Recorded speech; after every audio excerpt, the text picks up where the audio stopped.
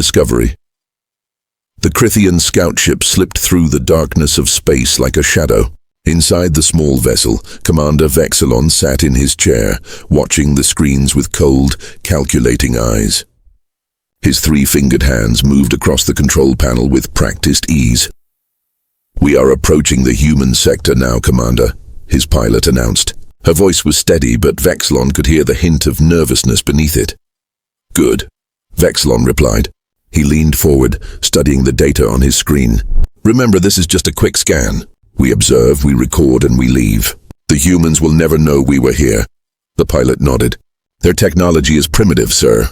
Our stealth systems are far beyond anything they possess." Vexilon smiled. It was not a kind smile. The Crithian Empire had been watching humanity for months now. These strange creatures had only recently discovered faster-than-light travel. They were babies in the galaxy, playing with toys they barely understood. "There," the weapons officer pointed at the main display. "I am detecting 12 human ships ahead. They appear to be in a standard patrol formation." Vexilon stood up and walked closer to the screen. The human ships floated in space, silent and still. They looked old, ancient even. The metal hulls were marked with scratches and dents. Some sections appeared to be patched with different materials. "Look at those vessels," Vexilon laughed. "They are outdated by at least 200 years. These humans are even more backward than our report suggested." His crew joined in the laughter. It felt good to mock these newcomers. The Crithian Empire was strong, advanced, and feared across many systems. Humans were nothing compared to them. "Activate the scanning beams," Vexilon ordered. "I want full data on their weapons, their engines, and their defensive systems. Let us see what these primitives have built." The science officer pressed several buttons. "Scanning beams online, Commander. Targeting all 12 vessels now." Bright blue beams of light shot out from the Crithian scout ship. They touched each human vessel, passing through their hulls, reading everything inside. This was standard procedure. The beams were designed to gather information without being detected. Vexilon watched the data stream across his screens. Engine types, crew counts, weapon systems, everything was being recorded. This information would help the Empire plan their next moves. Perhaps an invasion, perhaps simple trade negotiations. Either way, knowledge was power. "Scan completion in 30 seconds, the science officer reported. But then something strange happened. The human ships did not react. They simply floated there, silent and still. No alarms, no defensive maneuvers, nothing. "They do not even know we are here," the pilot whispered, amazed. Vexilon felt a surge of pride. Crithian technology was truly superior, but then his pride turned to confusion. "Commander!" The science officer's voice had changed. "I am detecting something unusual." "What is it?" Vexilon asked. "The data. It is flowing both ways." Vexilon's eyes narrowed. "What do you mean, both ways?" "Our scanning beams are sending information to us, but they are also receiving something. Something is coming back from the human ships." Before Vexilon could respond, his main computer screen flickered. Strange symbols appeared, symbols he had never seen before. They moved across the display like living things, multiplying and spreading. "What is this?" he demanded. "Cut the scanning beams. Cut them now." The science officer pressed the controls frantically. "I cannot, sir. The system is not responding." More screens began to flicker. The symbols spread from one console to another, infecting everything they touched. The lights inside the scout ship dimmed for a moment, then brightened again. "Navigation systems are failing," the pilot shouted. Her voice was no longer steady. Fear had replaced confidence. Vexilon grabbed his command chair as the ship shuddered. "Reroute power to the engines. We need to retreat immediately." "Engines are not responding, Commander." "Then activate weapons. Destroy those human ships." The weapons officer slammed his fists on his console. "Weapon systems are offline, sir." Vexilon felt cold fear grip his chest. This was not possible. Their technology was superior. They were Crithian. They were supposed to be the hunters, not the prey. "Communications," he barked. "Send a distress signal to the fleet." The communications officer turned to face him. Her face was pale with terror. "Communications are dead, Commander. Everything is dead." The life support systems began to flicker. The temperature inside the ship dropped suddenly. Vexilon could see his breath in the cold air. His crew looked at him with wide, frightened eyes. Then, in the terrible silence, a sound came through the ship's speakers. It was a voice, A human voice. Calm, almost friendly. "You should not have scanned us." Vexilon's blood turned to ice. Every screen in the ship went black at once. The emergency lights cast red shadows across the walls. In that moment, Commander Vexilon understood a terrible truth. The humans were not the primitives, the Crithians were, and they had just walked into a trap designed by minds far more dangerous than they had ever imagined. The trap revealed, the red emergency lights painted everything in blood. Commander Vexilon stood frozen in the center of his command deck, his heart pounding in his chest. Around him, his crew sat at their dead consoles, afraid to move, afraid to speak. "Commander," the pilot whispered, "what do we do?" Vexilon had no answer. In his 20 years of service, he had faced pirates, navigated asteroid fields, and survived engine failures. But this was something completely different. Suddenly the lights flickered, once, twice. Then they came back on, but not the red emergency lights. The normal white lights returned. Every screen blinked to life again. "Systems are coming back online," the science officer said, relief flooding his voice. But Vexilon felt no relief. Something was very wrong. "Check everything," he ordered. "Navigation, weapons, life support. I want full reports now." His crew worked quickly, their fingers dancing across the controls. But as they worked, their expressions changed from relief to confusion, then to fear. "Commander," the navigation officer spoke slowly. "The systems are online, but we are moving." "Moving? Where?" "Toward the human fleet, sir, and I cannot stop it. The controls do not respond to my commands." Vexilon rushed to the navigation console. He pushed the officer aside and tried the controls himself. The ship was indeed moving, gliding smoothly through space toward those 12 human vessels. But nothing he pressed made any difference. "Override the system," he shouted. "Use the emergency protocols." "I tried, Commander. Nothing works. It is like someone else is flying our ship." The weapons officer stood up suddenly. "Sir, our weapons are activating." Everyone turned to look at the weapons display. The ship's plasma cannons were powering up, their targeting systems coming online. But they were not pointing at the human ships. They were pointing at different sections of their own vessel. "Shut them down." Vexilon commanded. "I cannot, sir. I have no control." For a terrifying moment, everyone held their breath. The weapons stayed active, aimed at their own ship, a silent threat. Then just as suddenly they powered down again. Someone was playing with them. Someone was showing them that they had no control, that they were helpless. The communications console suddenly crackled to life. That same calm human voice returned. "Welcome to the net." Vexilon stepped closer to the console. "Who are you? What have you done to my ship?"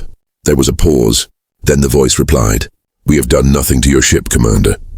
You did this to yourself when you scanned us. We simply accepted your invitation." "Invitation? We did not invite anything. Your scanning beams opened a door. Our code walked through it. Now we are inside your systems, inside everything." The temperature in the ship suddenly dropped. Vexilon could see his breath again. Then it rose, becoming uncomfortably hot, then cold again. The doors to the command deck locked with a loud clang, then unlocked, then locked again. The humans were demonstrating their power. They controlled everything. The air they breathed, the doors that protected them, the weapons that could kill them. "Why are you doing this?" Vexilon demanded. "What do you want?" "We want you to understand something, Commander. You came here thinking you were the hunters, but you are not. You are the prey. You have always been the prey." Vexilon's hands balled into fists. His pride burned inside him. "The Crithian Empire will not accept this. Our fleet will come for us." The human voice laughed. It was not a cruel laugh. It was almost sad. "Commander, access your ship's historical logs. Security code Vexilon 773. "How do you know my security code?" Vexilon whispered. "We know everything now. Please access the logs." With shaking hands, Vexilon entered his code into the nearest console. The historical database opened. He searched for records of other scout missions near human space. What he found made his blood freeze. 47 scout ships, the human voice said quietly. "From your empire and others. All disappeared near our territory in the last year. None ever returned home. None ever sent a final message. They just vanished." Vexilon scrolled through the list. Ship names he recognized, commanders he had trained with, friends he had served beside, all gone. You killed them all, he said, his voice hollow. No, Commander. They are alive. Like you, they are our guests. Would you like to see? Before Vexilon could answer, the main view screen changed. The image of the human fleet was replaced by something else. A massive bay door on one of the human ships was opening. Lights blazed from inside, illuminating the darkness of space. And inside that bay, Vexilon saw ships. Dozens of ships. From different species, different empires, different worlds. Crithian vessels like his own. Tall Zenith cruisers. Small Draxian fighters. Heavy Morgath scouts, all captured. All trapped. All collected like trophies. This is impossible, Vexilon breathed. You are new to space. You have only had faster-than-light travel for a few years. How can you have done this? You made assumptions, Commander. You saw old-looking ships and thought we were primitive. You saw new technology and thought we were babies. But you never asked the important question. What question? Why would a species that just discovered space travel look like they had been traveling for centuries? Vexilon's mind raced. The human was right. The ships did look old, experienced, battle-worn, but if humans were new to space, why would their vessels look that way? Unless they were not new at all. Unless everything they knew about humanity was a lie. You have been in space longer than you told the galaxy, Vexilon said slowly. The primitive appearance is fake. A disguise. Very good, Commander. You are learning. Yes, we have been in space much longer than anyone knows. We stayed hidden. We watched. We learned. And while others built their empires on pride and strength, we built ours on patience and information. The view screen changed again. Now Vexilon saw his own scout ship from outside. It was being pulled by invisible beams toward the human fleet, toward that open bay door, toward the collection of captured vessels. No, Vexilon whispered. Please, no. Do not worry, Commander. Your story is not over. It is just beginning. You have a choice to make. And you have 4 hours to make it. What choice? But the human voice did not answer. The communications console went silent. The scout ship continued its slow, inevitable journey toward the human fleet. Vexilon looked at his crew. They looked back at him with frightened eyes. They were all thinking the same thing. They had left their empire as scouts on a routine mission. They would never return home the same way. If they returned home at all, the human method, the Crithian scout ship floated into the massive bay like a leaf caught in a gentle stream. Vexilon watched through the view screen as the enormous doors closed behind them, sealing them inside. The sound of metal grinding against metal echoed through his vessel. Around them, rows of captured ships sat in organized lines. Each one was marked with identification lights. Crithian ships glowed blue. Zenith cruisers showed green. Draxian fighters pulsed yellow. There was a museum of failure. A gallery of species who had underestimated humanity. Commander. The pilot's voice shook. What happens now? Vexilon had no answer. He stood in the center of his command deck, watching, waiting. His hands gripped the back of his chair so tightly that his knuckles had turned pale. Then, without warning, a bright light filled the ship. Vexilon felt a strange tingling sensation wash over his body. When the light faded, he was no longer on his ship. He was standing in a white room. The transition had been instant. No time to react. No time to understand. One moment he was on his command deck. The next he was here, alone. Transportation technology. Vexilon muttered to himself. They moved me without a physical door. Without a vehicle. Impossible. Not impossible, a voice said. Just advanced. Vexilon spun around. A human stood before him. She was small compared to his tall Crithian frame. Her skin was dark, her hair was pulled back in a tight bun, and her uniform was clean and pressed. But what struck Vexilon most were her eyes. They were calm, confident. The eyes of someone who held all the power and knew it. I am Admiral Sarah Chen, the human said, commander of this fleet, and you are Commander Vexilon of the Crithian Scout Division. How do you know my name? We know everything about you. Your service record, your family back home, your favorite food, your fears, your dreams. When you gave us access to your computer systems, you gave us access to everything you have ever recorded. Vexilon felt sick. Every personal log, every private message, every secret thought he had saved in his ship's database. They had stolen it all. You are thieves, he said quietly. No, Commander. We are survivors. Admiral Chen walked past him. Please follow me. There is much you need to understand. She led him through a doorway that had not been there a moment before. The walls of the ship seemed to shift and change around them. They walked through corridors that felt alive, responsive. Finally, they entered a large observation room. Windows stretched from floor to ceiling, showing the vast bay filled with captured ships. But that was not what made Vexilon stop and stare. In the center of the room stood 50 holographic figures. Aliens from dozens of different species. Crithians like himself, tall zeniths, armored Morgaths, flowing Aquarians, small Draxians, all of them wore human uniforms. What is this? Vexilon demanded. These are the other scout commanders, Admiral Chen explained. Like you, they were sent to spy on humanity. Like you, they were caught, and like you, they made a choice. One of the holographic figures stepped forward. It was a Crythian female, her scales marked with the insignia of a senior commander. Vexilon, she said, and her voice carried sadness. I am Commander Sarlin. I was captured 8 months ago. I know what you're feeling right now. The fear, the shame, the anger. Then you know why I will never help these humans, Vexilon said coldly. I would rather die than betray my empire. Sarlin smiled sadly. I said the same words once. But then Admiral Chen showed me something that changed everything. She will show you too. Admiral Chen pressed a button on her wrist device. The windows in the observation room darkened. They became screens showing star maps, data streams, and tactical reports. Let me tell you a story, Commander, the Admiral began. A story about how humanity really came to the stars. Images appeared on the screens. Earth, beautiful and blue. Then cities, then rockets, then primitive space stations. We developed faster than light travel 53 years ago, Admiral Chen said. Not 3 years ago, as we told the galaxy. We lied about our timeline. We lied about our capabilities. We made ourselves look weak on purpose. Why? Vexilon asked despite himself. Because 5 years ago we found something. Our deep space probes detected an anomaly in the outer reaches of known space. We sent ships to investigate. What they found terrified us. The screens changed. They showed dead worlds, planets that had been burned clean of life, space stations torn apart, fleets destroyed and left drifting in the void. Entire civilizations gone, Admiral Chen continued. We found the ruins of 12 different advanced species, all destroyed within the last century. All wiped out by something we could not see or understand. You are lying, Vexilon said, but his voice lacked conviction. We found data cores, messages, warnings left by the dying civilizations. They all said the same thing. Admiral Chen's voice dropped to almost a whisper. They are coming. Unite or die.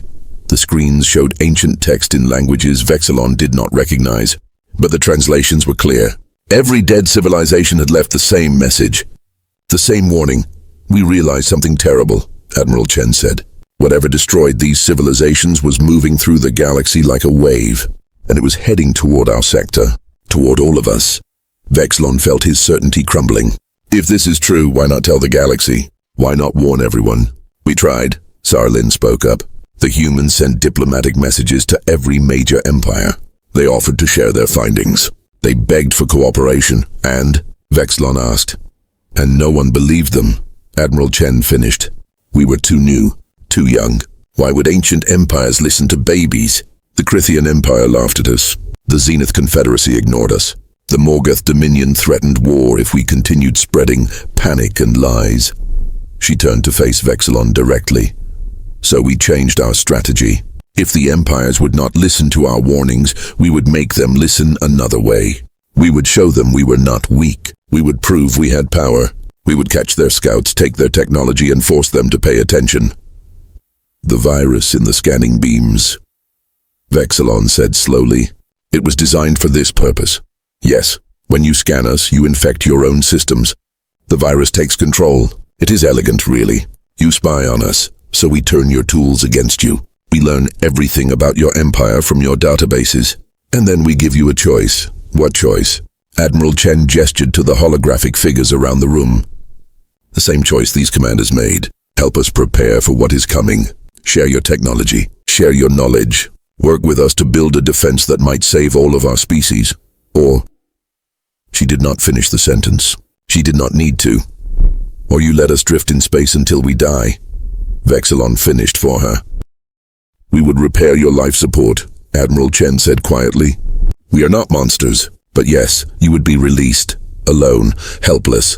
Your empire would never know what happened to you. And when the real enemy arrives, they will be unprepared. They will die like those 12 civilizations before them."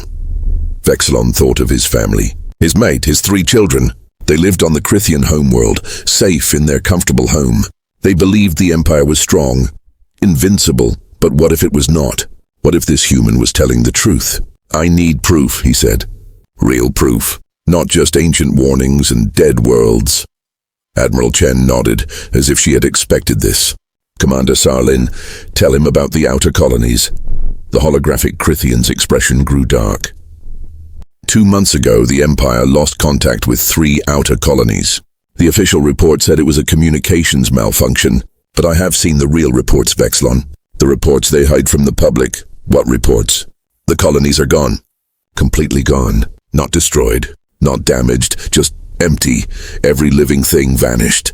Every building left standing but hollow. And on the walls of every structure, the same symbols were found. Symbols that matched the warnings from those dead civilizations. Vexilon felt his world tilting. He had heard rumors about the outer colonies, whispers among the scout division, but he had thought they were just stories. "You are lying to manipulate me," he said, but his voice was weak. "Check your own ship's secured databases," Admiral Chen said. "We did not erase them. We left them intact. Look for the classified reports. See for yourself." She handed him a datapad. With trembling hands, Vexilon accessed his ship's systems remotely. He entered his highest security clearances. And there, buried under layers of encryption and classification, he found the reports. The outer colonies. Gone. Symbols on the walls. Unknown origin. Investigation ongoing. Public information restricted. "By the ancestors," Vexilon whispered. "Now do you understand?" Admiral Chen asked gently. "We are not your enemy, Commander. We are trying to save everyone, including your empire, including your family." Vexilon looked at the holographic commanders around him. 50 individuals from different worlds, different cultures, different empires, all working together, all united by the same threat. "What do you need from me?" he asked. Admiral Chen smiled. "Everything you know about Crithian shield technology. It is the best in the galaxy. Combined with human computational systems, zenith weapons, and Morgath armor, we might have a chance." "A chance against what? You still have not told me what this enemy actually is." The Admiral's smile faded. She pressed another button. The screen showed something new. Deep space telescope images. Something massive moving between distant stars. Something that bent light around itself. Something that made Vexilon's ancient instincts scream in terror. "We do not know what it is," Admiral Chen admitted. "We only know it is coming, and we have perhaps 2 years before it reaches this sector." 2 years, Vexilon repeated numbly. 2 years to unite the galaxy. 2 years to combine our technologies. 2 years to prepare for a war we do not understand against an enemy we cannot see. Admiral Chen extended her hand toward Vexilon. A human gesture of partnership. "Will you help us, Commander? Will you help us save everyone?" Vexilon stared at her hand for a long moment. He thought of his children. He thought of his empire. He thought of all the pride and certainty he had felt just hours ago. All of it seemed so foolish now. Slowly he reached out and took the Admiral's hand. "I will help you," he said. "Ancestors, forgive me, I will help you." Around the room, the holographic commanders nodded in approval. Another scout had joined their cause. Another piece of technology would be added to their growing defense. But as Vexilon looked at that terrible image on the screen, that impossible thing moving through space, he could not help but wonder, would any of it be enough? The real enemy. 3 days had passed since Commander Vexilon made his choice. 3 days of working alongside humans and dozens of other species. 3 days of learning just how wrong he had been about everything. He stood now in a massive engineering bay, watching as crews from 15 different species worked together on something extraordinary. Crithian shield generators were being integrated with human computer cores. Zenith plasma weapons connected to Morgath power systems. Draxian sensors linked to Aquarian communication networks. It should not have worked. These technologies were designed by completely different minds, using completely different scientific principles.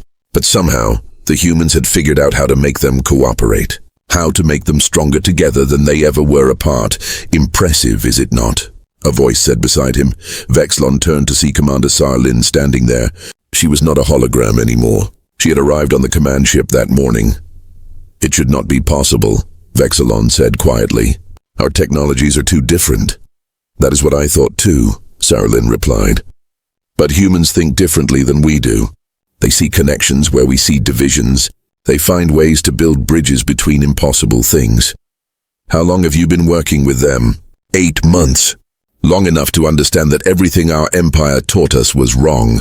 We believed strength came from domination, from being better than others. But humans understand that real strength comes from cooperation, from combining the best parts of many into something greater. Vexilon watched as a human engineer helped a massive Morgath technician install a component. The Morgath could have crushed the human with one hand, but instead they worked together, communicating through gestures and shared displays. I need to contact my empire, Vexilon said suddenly. They need to know about the threat, about what is coming. Sarlin's expression grew sad.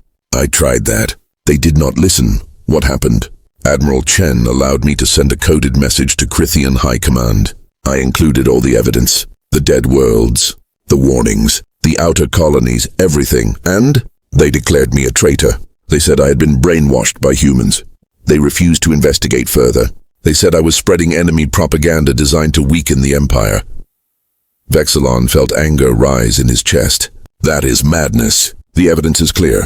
Pride is stronger than evidence, Vexilon. The Empire cannot accept that they are vulnerable, that they need help, especially not help from humans they consider inferior. Before Vexilon could respond, alarms began blaring throughout the ship.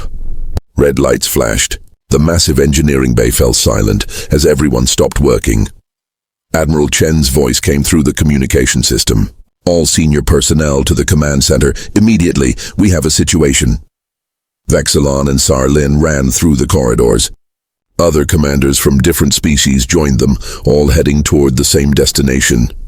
When they burst into the command center, they found Admiral Chen standing before a massive holographic display. Her face was pale. What is wrong? Vexilon asked. Admiral Chen pointed at the display. It showed a star map of the local sector. Several areas were marked in red. 20 minutes ago, we lost contact with the Zentara system, she said quietly. 7 planets, 15 billion inhabitants, gone silent. Communications failure, someone suggested. No. Our deep space sensors detected something just before communications ceased. Energy signatures. The same signatures we found at those 12 dead civilizations. The room fell into shocked silence. It is here, Sarlin whispered. It arrived early. Admiral Chen nodded grimly. We thought we had 2 years. We were wrong. Whatever this thing is, it has reached our sector, and it is moving fast. She expanded the display. A red line traced across the star map, showing the predicted path of the threat. Based on the trajectory, it will reach the Crithian core worlds in approximately 6 months. The Zenith Confederacy in 8 months. The Morgath Dominion in 10 months. Earth in 14 months. Vexilon stared at the red line. It would pass through his home system, through the planet where his family lived. We need to warn everyone, he said. Right now, every empire, every world. There is no more time for games or politics. I agree, Admiral Chen said. But who will listen? We are still seen as the enemy, as kidnappers and pirates. Then we give them proof they cannot ignore, Vexilon said firmly. Send me back to my empire. Give me all the data. Let me show them in person. Admiral Chen studied him carefully. If you return, they will arrest you as a traitor. They might execute you, I know. But my family is there. My people are there. I have to try. Sarlin stepped forward. I will go too. 2 witnesses are stronger than 1. Around the room, other commanders began volunteering. A Zenith captain, a Morgath warrior, a Draxian pilot. Each one willing to return to their empires, knowing they might die for it. Admiral Chen looked at them all with something like pride in her eyes. You understand that even if they listen, we might not have enough time. Our combined defense network is only 30% complete. Then we work faster. Vexilon said. And we pray to whatever gods are listening that 30% is enough. Very well, Admiral Chen decided. We will prepare ships for each of you. You will carry copies of all our research, all our evidence, and communication devices to stay in contact. If your empires agree to help, we can coordinate our efforts. She paused, her expression growing even more serious. But there is something else you all need to know, something we discovered just this morning. She changed the holographic display. It now showed detailed scans of the Zentara system, taken just before it went dark. We managed to get visual data from an automated probe, Admiral Chen explained. It was far enough away to survive. It showed us what attacked Zentara. She activated the playback. Everyone watched in horrified silence. The display showed the Zentara system from a distance. 7 planets orbiting a yellow star. Then, something appeared. It was not a ship. It was not a fleet.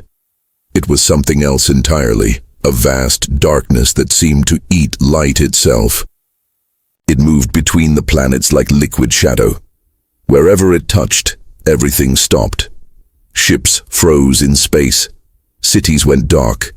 Even the star seemed to dim. And then, slowly, everything began to dissolve. Ships, stations, planets, all breaking, apart into streams of matter that flowed into the darkness. The darkness was not destroying the system. It was consuming it, feeding on it. What? What is that thing? Someone whispered. We do not know, Admiral Chen admitted.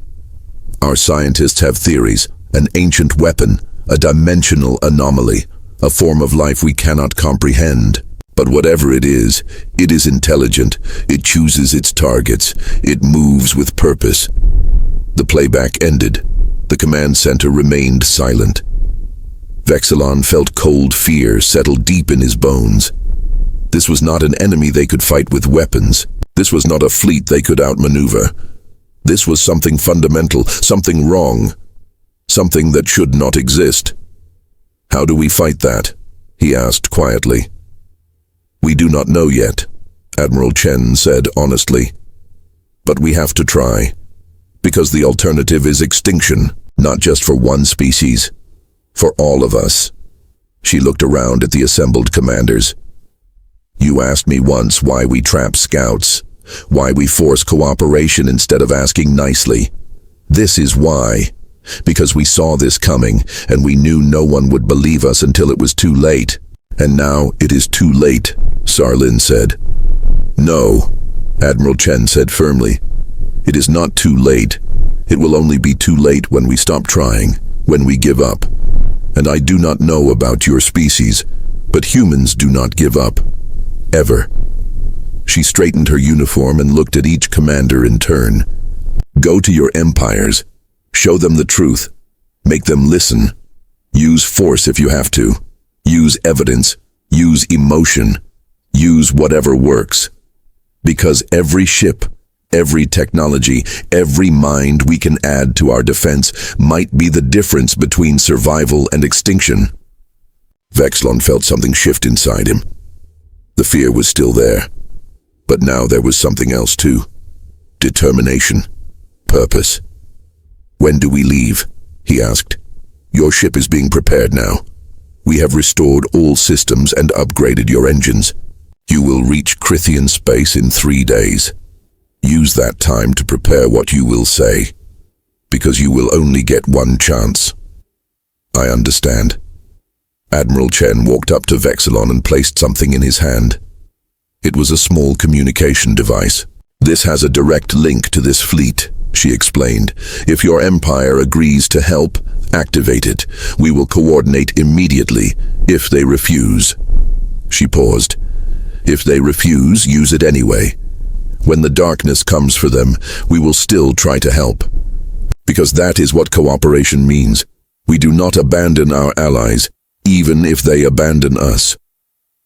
Vexilon closed his hand around the device. Thank you, Admiral. Do not thank me yet. Thank me when this is over. When our children get to grow up in a galaxy that still exists. 4 hours later, Vexilon stood on the bridge of his scout ship. It had been repaired, upgraded, and improved beyond anything the Crithian Empire could have built. Human technology hummed beneath his feet. Sarlin's ship floated beside his, ready to depart. Beyond them, ships carrying other commanders were preparing to leave for their own empires. All vessels ready for departure, the communications officer announced. Admiral Chen's face appeared on the view screen. Good luck, commanders. Make them believe. We do not have much time. One by one, the ships activated their engines. One by one, they disappeared into faster-than-light travel, racing toward their home empires with warnings that would likely be ignored. Vexilon watched the human fleet shrink behind him. Those strange, clever humans who had turned the hunters into students, who had built bridges between enemies, who refused to give up even when facing impossible odds. Set course for the Crithian homeworld, he ordered. Maximum speed. As his ship raced through the darkness of space, Vexilon thought about what he would say to the High Command, how he would convince them, how he would make them understand. But mostly he thought about his children, their faces, their laughter, the way they looked at him like he was the strongest being in the universe. He had to save them, had to save everyone. Even if it meant being called a traitor, even if it meant dying, even if it meant working with the humans that his empire had taught him to despise. Because Admiral Chen was right about one thing. Real strength did not come from domination. It came from knowing when to put aside pride and work together, even if you had to learn that lesson from the species you once thought were primitives. Behind him, in deep space, the darkness continued to move. It had consumed Zentara. Soon it would move to the next system, and the next, and the next. A wave of extinction rolling across the galaxy. But ahead of it, racing against time, scouts carried messages of hope, messages that said, "We are not alone. We do not have to face this darkness separately. Together we might survive. Together we might win." And if humans had taught the galaxy anything, it was that sometimes the smallest species, the newest arrivals, the most underestimated minds could be the ones who saved everyone. All they had to do was convince the proud empires to listen, to put aside centuries of rivalry and distrust, to unite or die. The choice, as it had always been, belonged to them all. And time was running out. The end